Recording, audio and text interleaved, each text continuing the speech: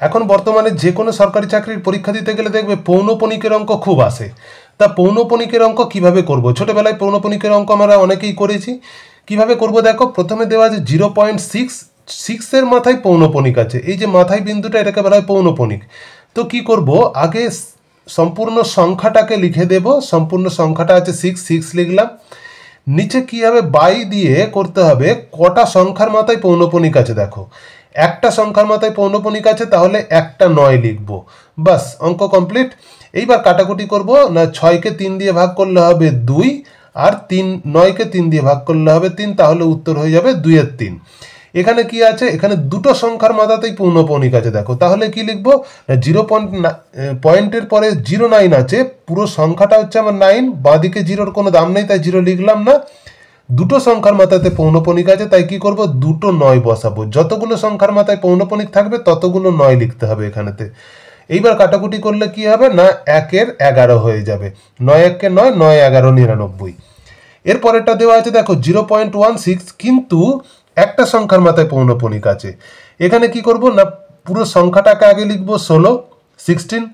আর কি করব, কটা সংখ্যার মাথাতে পৌনঃপুনিক আছে, একটা সংখ্যার মাথায় পৌনঃপুনিক আছে, একটা 9 লিখবো।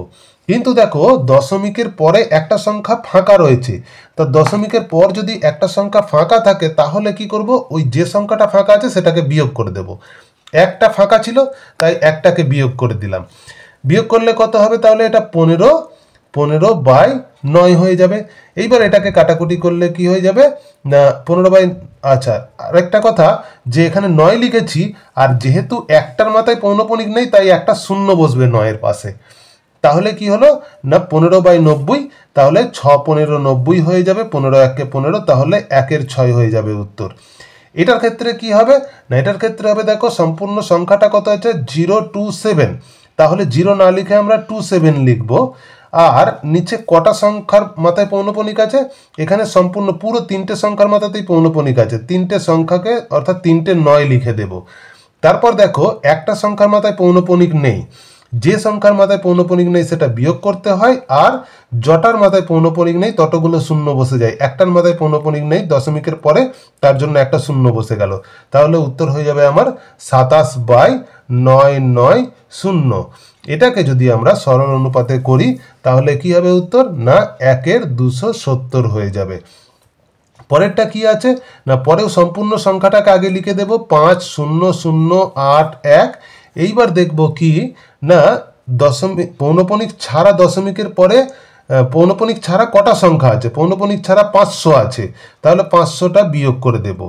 আর কটা সংখ্যার মাথায় পৌনঃপুনিক আছে, দুটো সংখ্যার মাথায় পৌনঃপুনিক আছে, তাই দুটো 9 হবে।